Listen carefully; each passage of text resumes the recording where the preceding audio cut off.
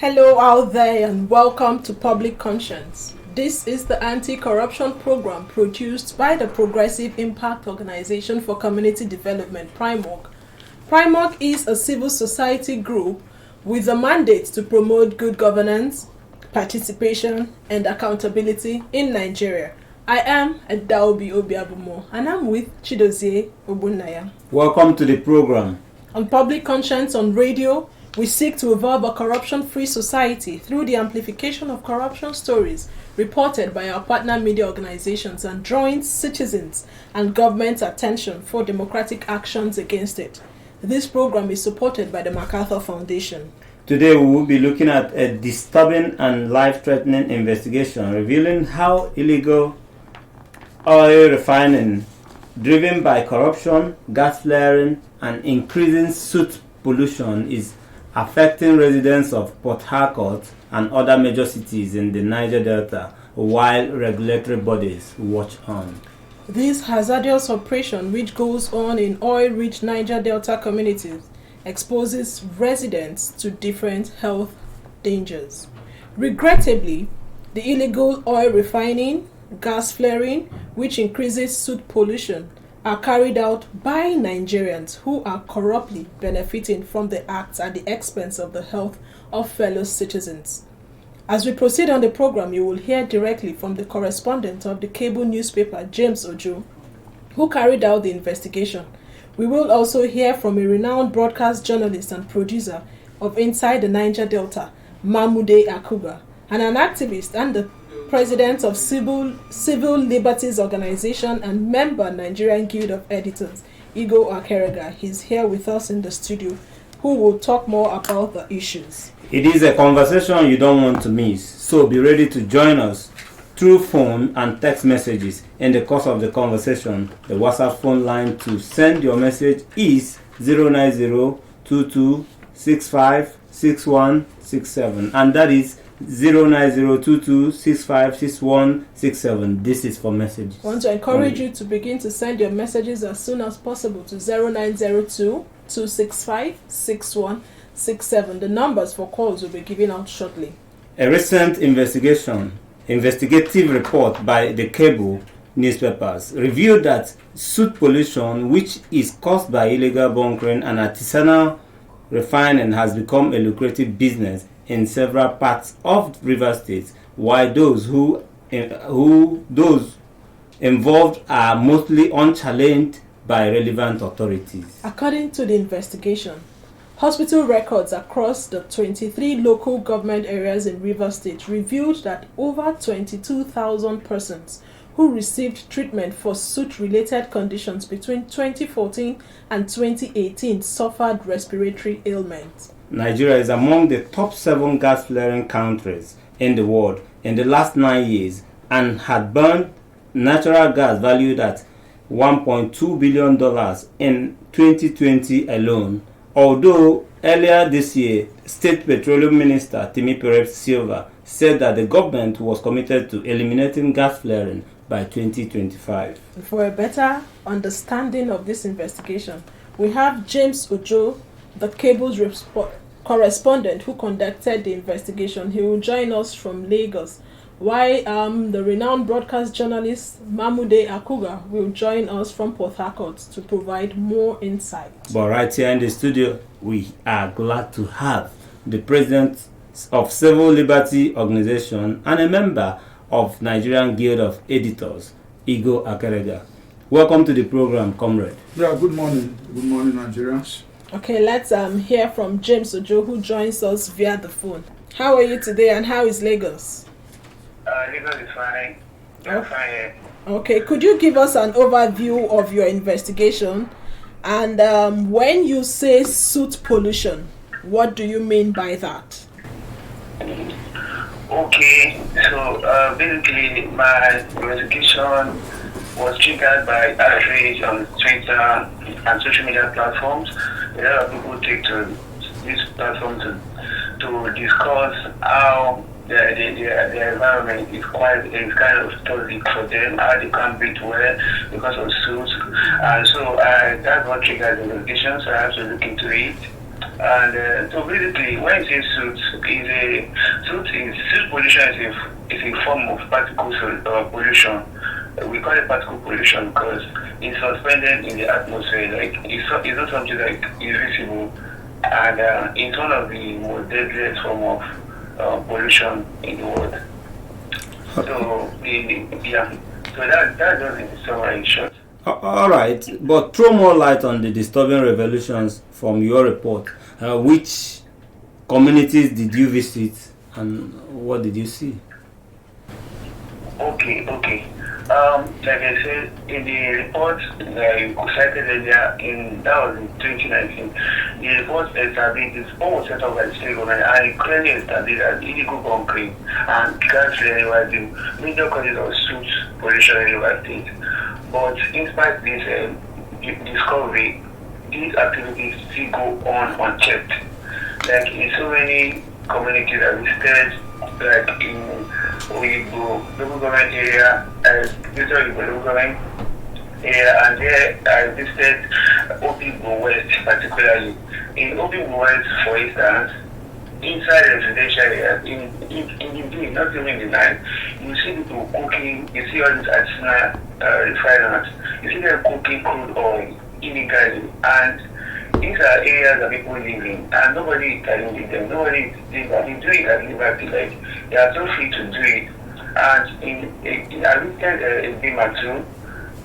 In a Gema, there's a community we call Okwibi. In Okwibi, there are forests where in these illegal bunkers, when they get the crude oil, they take it inside the forest and they cook it and they take it and then they transport it for selling, all of that.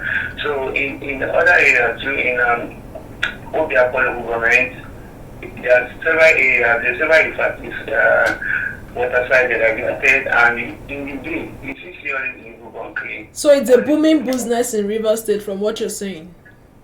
You said?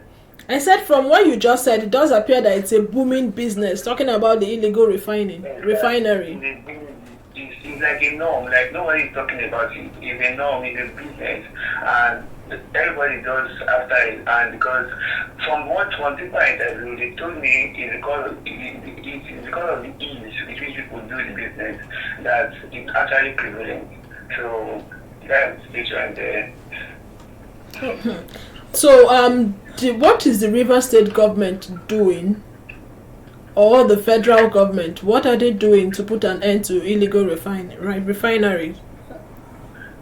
So that's the question. Like I established earlier, they are aware of this situation. Of course, like I said, the study that was done in 2018, it was commissioned by the governor, that was Wike, and the former commissioner of environment was not that led the team. And the issue is that they are aware of it. But what have they done is the question. They've not done anything to tackle these menace of evil. Like so many people that I interviewed, they united their frustration with the situation. For instance, in this airport I talked about, there's Airport Oil Center there, which is owned by IG. This on open day, you see them flaring gas openly, and I mean nobody's questioning it. There are a lot of regulatory agencies. So James. That regulate this. So James, are there collaborators from what you saw on ground? Are there collaborators, and who are these collaborators? Yes, the collaborators obviously they are security agencies.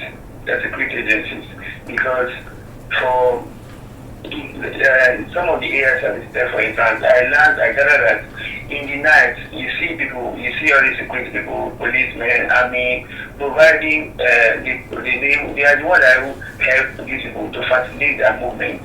There are some of them that provide this. And also in these forests where they cook this crude oil, I also gathered that when in some of these military personnel that give people insight, because normally what the army, the navy people do is when they discover a forest where they cook this crude oil, they go there and burn it and destroy it. So it's some of them that also give them insight that okay, these people are coming today, so maybe they leave there, they destroy them, come back here and do it. So those are the collaborators, and even the 2019 COVID-19 story that I cited, they also established that too. So those are the a lot of collaborators. It's obvious we have mole in the system, Adobe. But James, before you go quickly, did you speak to Minister of Environment or any other constituted authority, and what did they say? Yes, clearly, I spoke with the Minister of State for Environment, that's Ms. Sharon Ikenzo, and she kept quiet when I asked her about the illegal activity. Although she said the ministry is on top of the situation and they are dealing with the whole thing, but she not respond to the allegation and to the findings of illegal this what they are doing to actually punish them. And when I spoke with the DG of NOSDRA, that one he actually confirmed it too, that they are aware, as an agent they are aware that this thing happened. They are aware of the oil refinery. They even mentioned all the names I mentioned, they confirmed it. All right, James. All right, James. We have to go. We have to hold it up there. But thank you for coming in this morning. All right, thank you so much. Okay. Right in the studio, we still have Igo Akerega. It's quite a disturbing revelation talking about illegal refineries, and from what James says, it does appear that some security officials are part of the process. The collaborators, they give these illegal refineries cover, the people behind them cover. You are from the Niger Delta, right? Yes, absolutely. So you're familiar with all of this. Oh, yes. So some would say it's blood money because the suit affects citizens and some people actually die as a result of all of this. Definitely. What do you have to say about it? Well, this issue of suit that has been on for, I think it was first noticed about 2015, and then it became aggravated around the last 2 years. That is about 2019 or so, yes. So, and that was when people began to raise concerns. People woke up in the morning on a particular day, though it started gradually. People just thought, oh, it's changes in the cloud and weather and all that, it will go. But it began to get worse, where people put their windows everywhere is black, your cars are covered in black colors, your clothes, if you go out, you wear colored clothes, the clothes will become blackish. If you have handkerchief, you wipe your face, it becomes blackish. And so the concerns then grew and there were a feeble attempt by government to carry out some form of investigation, as usually is the Nigerian case. Investigations were done, and then, of course, they drew the conclusion that it's as a result of pollution arising from illegal mining activities in the creeks, in the swamps.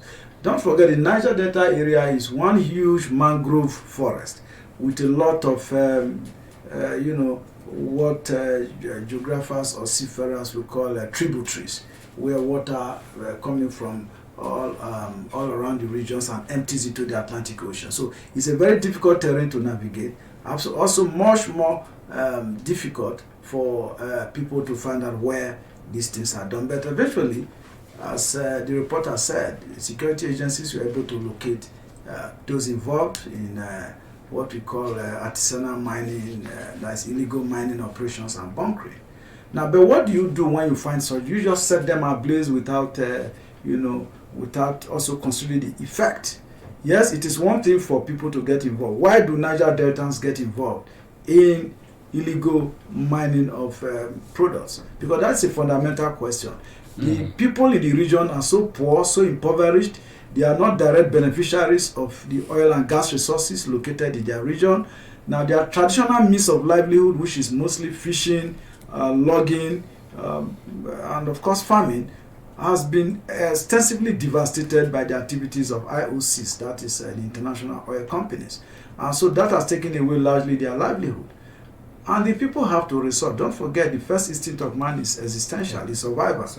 And so the people have to resort to other means of getting their lives going and earning something. That is not to say that I'm sitting here this morning to support what they do, but I am from that region, and if I go into my farmland sometimes, you see, if you use your bare feet, you are going to see the impact of of crude oil that is spilling and seeping through the soil. You plant anything, it just wouldn't grow. And so if I'm not in Abuja, for example, and I need to survive, I may be pushed into some of these illegal activities. You may be pushed. I may, I didn't say I will, I may, because of course if you don't have any, and there are no employment, there are no companies in the region. Okay. The headquarters of the IOCs are in Abuja, in Lagos, and now even in the oil producing region. So these are issues that we always. You will expand on these issues when we come back, but I think let's get Mahmoode Yakubu. Okay, you're very much aware of the suit from what you said in Rivers State, and you have done extensive reports highlighting the brazen corruption. How big is the illegal refining business, and who are those behind this deadly act? Well, the illegal refining business, what you know out here as bullfire business, which is illegal refining of petroleum products. As what again? Could you take that again? Yes, the business out here includes as bullfire business, which is, the illegal refining of petroleum products into diesel, petrol, kerosene, and what have you. It's very, very big, and it's very, very visible. I can tell you that it employs over 500,000 youths in the Niger Delta. Wow. And it is a multi-billion naira industry. So it is not something that is hidden. It is very, very visible. It is just that the government at all levels have been incapacitated in trying to stop this business because quite a lot of big people are involved in it. When I mean big, I mean very influential, very powerful political leaders, military leaders are all involved in this business. So it's difficult to put a halt to it. I was going to ask that question, how come the government is not doing anything about it? But now you painted the picture that strong and mighty men are into it. So it will be difficult to curtail. For example, so that you understand what I'm saying. Look, those of us out here in the Niger Delta, we know that there are a lot of big people involved in it. That's why business can't stop. I mean, it helps me to all of us out here, but the business keeps on thriving for several reasons.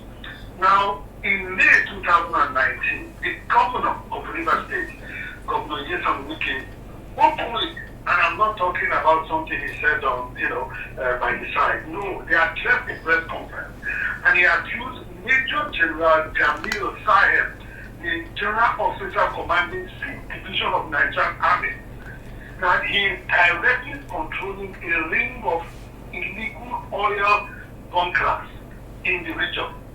So, this is not something Mahmoode Yakubu is telling you.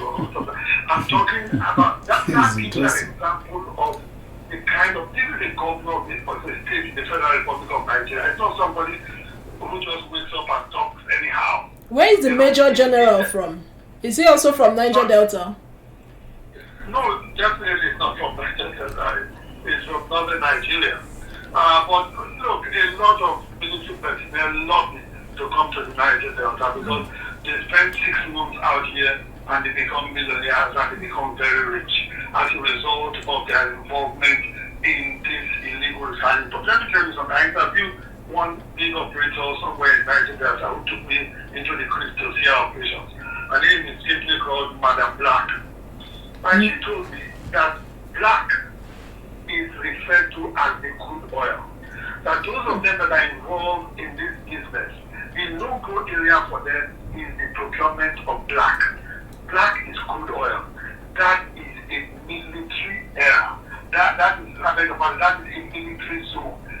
Those of them who are just doing the business are not allowed to go and get black, which is the crude oil where they go to the pipelines and all that. So it is the military people that get this black and sell to them. I mean, that interview was on inside Niger Delta. So how do they get the black? How do they get the crude oil, the military? Look, they get it from getting pipelines opened and, siphoning this crude oil. In other words, the man who you put to guard something is that is taken from it. So what are you going to do? There's nobody to stop anybody. Look, the theft of Nigerian crude oil is alarming. But is the government able to do anything about it? But when they refine this crude, Mahmoud, are you there? When they refine this crude, how do they get it to petrol stations? Look, I told you earlier that this business is very big and it's very visible. Look, a couple of days ago, I ran an interview with Karim Charles Taylor, who is the chairman of Frederick Baruch in Bayelsa State, and we were talking about this business. He ran on my radio program inside the Niger Delta. Now, he said, look, the trucks, most of the petrol to buy in filling stations are all coming from the creeks. And they load these things with trucks. It's not as if they load them and hide them somewhere that is not visible. And that is very, very visible business. It's not, you can't hide it because the trucks are very, very big, and it is done in the open. It's not something, well, maybe they try to keep it later in the night, but it is done in the open and it is seen by everybody. They move these things in truck. They are not moved in the air or something. No, they are moved in truck. They need to get to Port Harcourt, for instance. There are certain areas around Port Harcourt where this business thrives. And we all know, if you go to the Marine Base area, down Borokiri and all that, the business thrives there. Look, some time ago, a big network in America came to do a documentary, and the pictures, the video, and people online, you will see them. So it's not something that is hidden. So from what you just explained, it's a big business. It is booming. A business that has employed over 5,000 youth. And it is visible. And it is visible. The monies generated, the monies that this illegal refinery gives to these certain individuals, the nation suffers. That's economic sabotage on the part of the country. Every day we cry that there's no money, we keep borrowing. Meanwhile, there's a channel where some people are depriving the nation of huge amounts. It is an organized crime. So why is the EFCC, why is the ICPC, why is the police, why are they not doing anything when you said it's visible? Yes, it's very, very, very, very visible. And these people who are supposed to do something about economic crime can't get into those areas because the people that are also involved in this are also big people. So how are you going to take them down? And it's not an area that is safe for anybody to, going to those, the river areas, going to those pipelines and all that. It's not. So it's an area that is reserved for highly trained military personnel. But when you have some of those military personnel involved in this, what are you going to do about it? So the government is fully aware of this business. Of course, the government is aware. The Vice President of Nigeria, Yemi Osinbajo, a few years ago came down to the Niger Delta when he was trying to interact with people in the Niger Delta to see how we can get things working in Niger Delta. In one of those speeches in Rivers State and also in Iko, he promised that modular refineries are going to be set up, one in each state of the South Zone.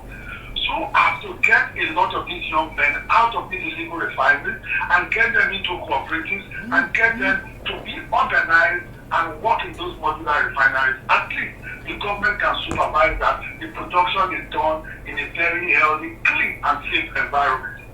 This was a few years ago. What has happened? The federal government has not even set up one of those modular refineries. Not one. And that should have been a way to save the situation. Sorry? Say that should have been a way to save the situation, to reduce the health hazard there. Exactly, because you can supervise them if you set it up and put them into cooperatives. You can supervise them and give them regulations. Okay.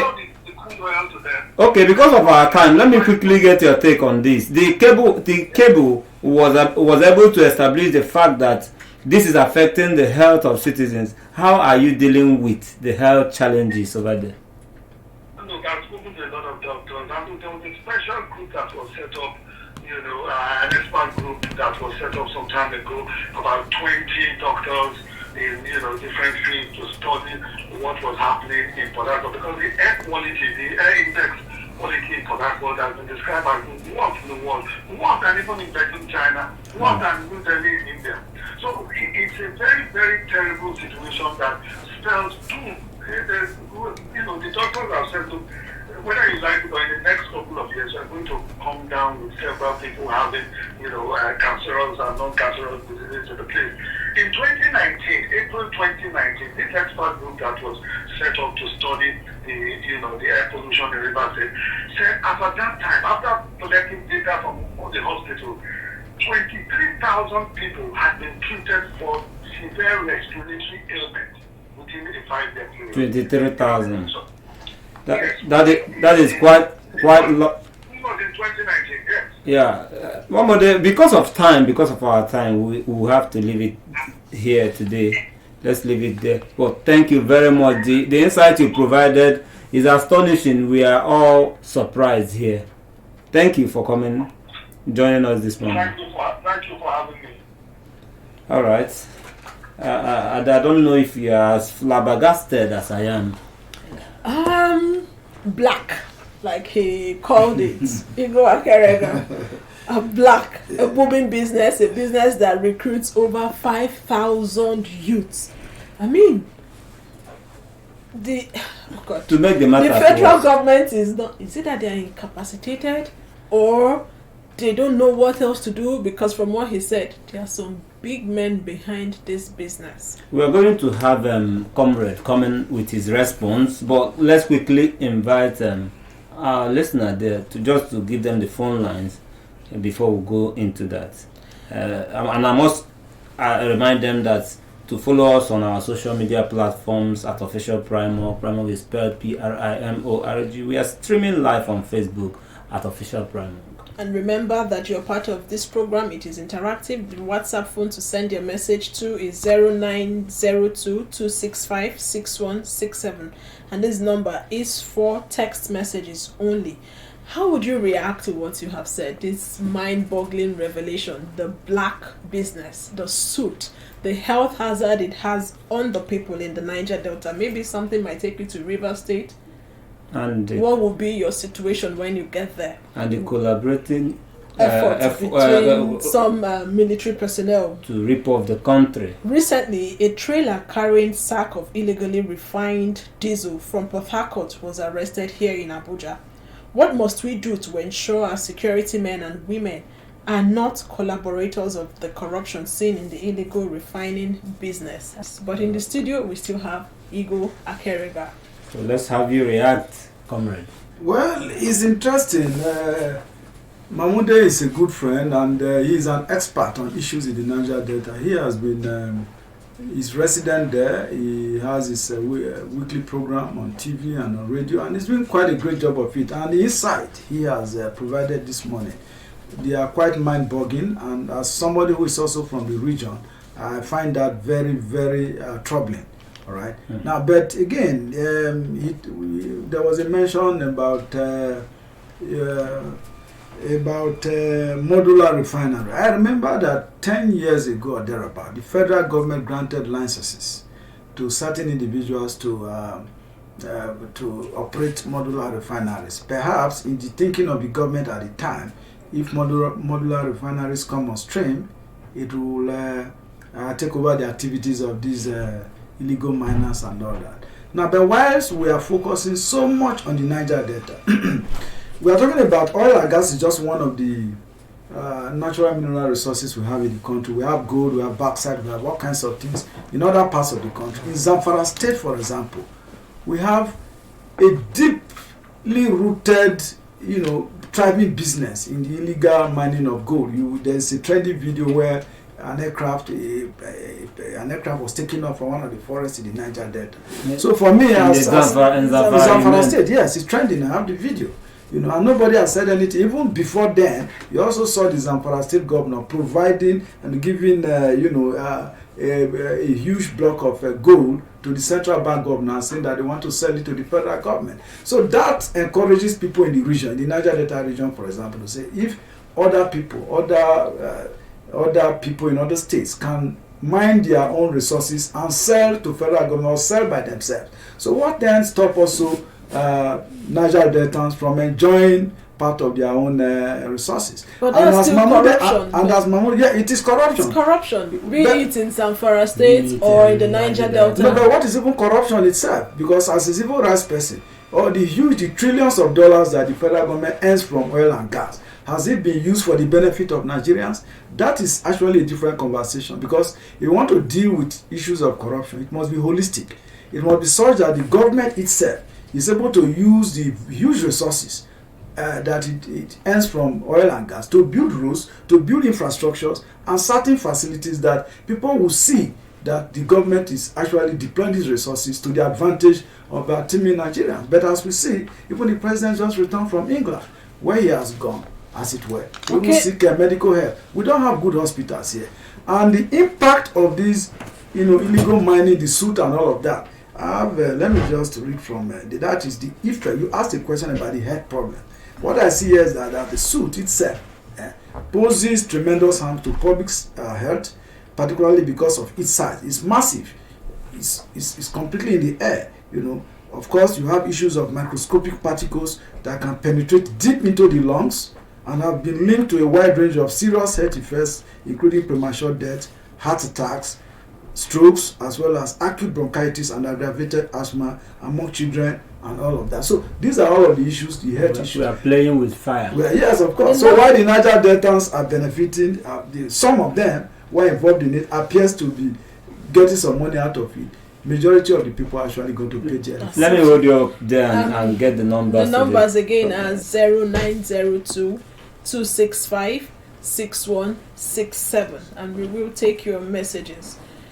Like I was saying, comrade, we are playing with fire, and this is occasioned by brazen corruption, and the government and regulators are just watching. You heard Mamode talked about it there, saying that the network of people who are into it are so big that we are all looking the other way. And we keep intercepting truckload of diesel, of refined product. And that seems like one-off case. It's not like recently there was one intercepted on its way to the north, somewhere around Kefi. Yeah. Then another one in Abuja also. So it does appear that these products are circulating all over the country, and nothing is happening. If I even beyond the health issues, the impact on car engines. Most of the fuel we buy these fuels that are refined from these illegal points, and put in your engine, and the purification process is not very good. It's not healthy for a car engine. That's why you find that you buy a new car today, apart from the bad roads that will damage your car tires and shocks and all of that, the engine itself suffers. You see a lot of Nigerian cars smoking. They smoke as a result of this bad fuel, which fossil fuel. When you talk about the impact on cars, I can connect with it. I have a colleague who is, in fact, he's just suffering from that. But I will leave that one for now. But can there be some control on this?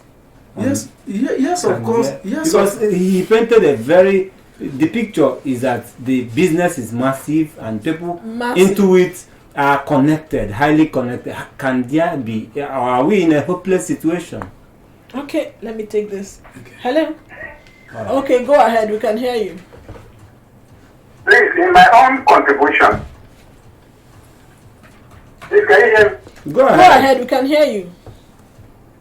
The security agency, they have a lot to do. Because what I'm saying so is that if the seller can carry the coal from that side down to Abuja here, and not getting arrested, automatically security is not doing their work.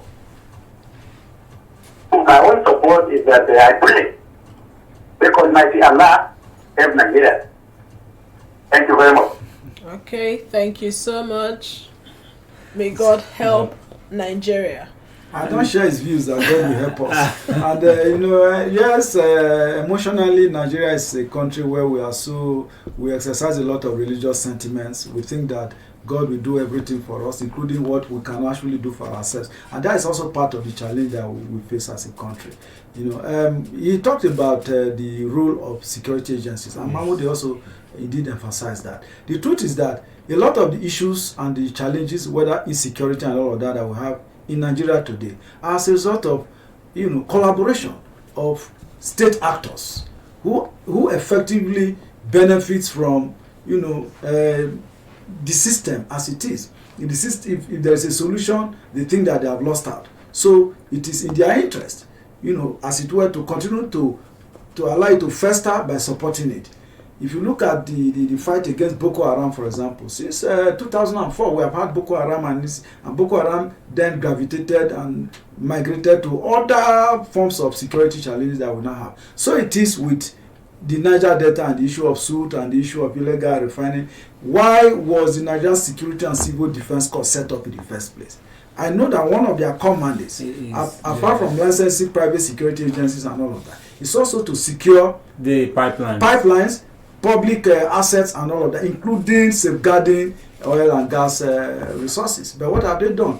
Each time I have to go to Warri or the Niger Delta and all, you see their checkpoints. You see all the trucks with trailers parked on one side, and they are just collecting bribe from there so that they can move on. How will a truck load illegal these products from the Niger Delta and get to Nasarawa and Abuja? So somebody somewhere was allowing them to pass through after collecting, and these guys survive with impunity because I expect punishment to take place. Investigate how the route that it passed through, and then if you interrogate that driver, it's going to tell you that it passed through a particular route and actually gave money out to some persons, and those persons are still at their duty post. So how do you solve the problem? For the product also, because the truck driver did not just on his own ferry the goods from one location to the other. There are people behind it, of course, and there are those who have been at the receiving point where he's going to. There's also somebody involved at that end. And we talked about a general officer command, a top military officer. Such an individual will just put a call to all the military commanders along the road that, my trucks are going through that. And comrade, it's interesting. Talking about the military you see most of each one is not up to 10 kilometers. You see checkpoints here, from here to there. So how come you're able to scale through all these checkpoints and get to it's like asking how do people get kidnapped with about 1 kilometer to 2 kilometers of police and security checkpoints. People still get kidnapped on the way and all kinds of things happen. Just collaboration, impunity of the security agencies. That's what we have. And so unless there is punishment, and that is where the political will come in. That general in Port Harcourt who is in charge of a military garrison, who has left his duties to get involved in illegal oil bunkering. He was not arrested, he was not prosecuted. So how will you now tell me that other generals who probably be posted to the region were juniors? In fact, he said people lobby to go there, which I'm aware of. As an editor, I know that people actually pay a lot of money to their superiors to get posted to that region. So what are the supervisory officers to these corrupt officials doing? They leave them at their duty post. And the Buhari administration talks about one of his cardinal promises was that the government was coming to fight corruption. And I would have expected that by now, some of these common issues we had before 2015 that made Nigerians and security to reject the PDP would have been taken care of by this administration. But it had even gotten worse. So where are we headed? The same persons, are also putting their faces on posters to come and grab political power in 2023. Because some of these monies that they earn from this illegal activity, they use it for political profiteering, to campaign, to pay people for them to win the next election, and leaving the rest of us high and dry and empty-handed. Okay, high and dry and empty-handed. Just very few people benefiting from this illegal business. But we must give it to James Ojo said, the Minister of Environment. Sharon Ikazo say they're on top of the game. On top of the game? Yes, they're on top of the issue. And this business has been ongoing since It's been a long time. It's about we are talking about almost 10 years now. No, you know, it's going been on. It's been From on. one administration And to 5,000 the people are other. involved. I'm sure even more. It's been on. And he said it's an open business. So what is the minister talking about? And I believe if we want to end some things, you better go prevent it than allowing it go like they. Of Okay, course. I don't get the call. Hello. Your name and where you're calling from? My name is Sam. I'm calling from Masaka, Nasarawa State. Sam, are you from Niger Delta? No, I'm not. Okay, go ahead. Let's hear you. Sorry? Let's hear you. Go ahead. Okay, yeah. I took time to listen to the input from this man from Niger Delta. I've forgotten his name now. Mamode Akuga. When you look at the way he spoke, you know that there is this, would I say, they are syndicated group now who have been making the nation. And unfortunately, most of the people who suffer for this is they are the innocent who are living in the Niger Delta. But my concern this morning is the one I heard that trailer was intercepted maybe in Nasarawa carrying crude oil. Am I right? Yeah. You're Yes, right. please. Yes, you are. Go ahead. Okay. So if that is the case, is it that they are fighting the crude to somewhere else where they have refineries to refine? It's already It's refined. not crude. It's petrol. It's not. It's It's finished product. okay. It's a finished product that was intercepted in sacks inside a trailer. It's not the crude oil itself. So, like I said, it's not the crude itself that was intercepted. At It's this point, petrol, there the is finished just product. finished product for them to sell. And And it's not the first time, it's not the second time. It keeps happening. We see these trucks move from one point to the other. Then security operatives will intercept it somewhere and say, oh, they celebrated that, oh, we've intercepted this. Meanwhile, why not go to the Niger Delta where this business is booming and kill it? But for me, I think those that are intercepted are people who did not share from the loot. So they just go on and prove the point. This is Public Conscience on Radio, a production by Primog, the Progressive Impact Organization for Community Development, and we are looking at the illegal business, the corruption, and the effects of suits on the health of those residents in the Niger Delta. And we have Igor Akerega in the studio still with us. we have to move a little bit faster here and get the take of Igor Akerega on the let's seek solution now, because we've been talking, it's looking like it's sounding like there's no way out here. But what is your advice to the government given the danger of increasing suit pollution and the corruption that revolves Especially the around it? corruption, because the country keeps complaining that there's no money. Well, it's an interesting question, really. And before I won't answer those questions, I must also commend Primog and for its work, because Primog has actually been able to dig up a lot of these issues that is bugging the nation from time to time. Issues of corruption, issues that can actually strengthen the fabrics of our society. They are issues that we discuss here, and they are very germane. Now to the solutions. Well, the solutions are very simple, really, very, very simple. It is to ensure that people are punished for crimes that they commit against the state. But the individuals involved in all of this, even highly placed individuals, people who are appointed by government to oversee and protect, the national wealth, they are the ones pillaging and looting it. And when it comes to the knowledge of even their appointers, those who appointed them, nothing gets done. So the starting point here is for those who appoint, for example, the chief of army staff, if it were to be a military general involved in illegal bunkering or supporting or aiding and abetting the activities of illegal bunkering, the chief of army staff must be able, as a matter of national patriotism and duty, recall that general, court-martial him, dismiss him, hand him over to the police for prosecution. Ditto for the Navy, the Air Force, the civil defense, the police, and all of that. If officers, highly placed officers, are punished and sent to jail, that will send a clear signal that it is no longer going to be business as usual. Now, for the political collaborators, we also have politicians in the region, people who have political connections in Abuja and all of that, including those who have contacts to NNPC, Federal Ministry of Petroleum Resources, Federal Ministry of Environment. You pick out the individuals. It is not to punish the foot soldiers. You arrest a driver and his conductor, and then you parade them on TV and say these are the people involved. Meanwhile, the big men are still in their houses enjoying. The promoters and the investors in those businesses, attack the fire. They are the ones, that should be punished. And the buck, whether we like it or not, stops at the table of Mr. President. All right, he has just maybe under 2 years. And interestingly, he's the minister. It's also the Minister of Petroleum Resources. Why you have to meet Presidio as the Minister of State.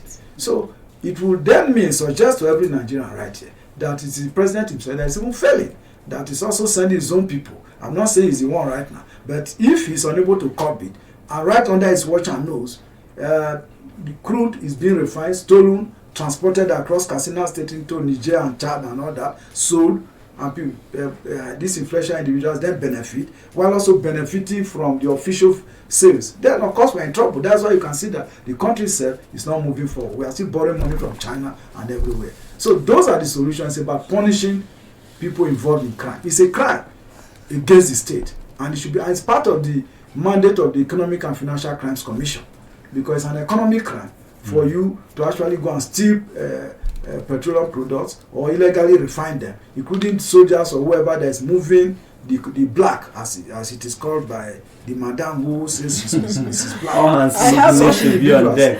have a message here, and it says, if there is no black, there will be no illegal refinery. Good. And this message is from one of our listeners, Austin.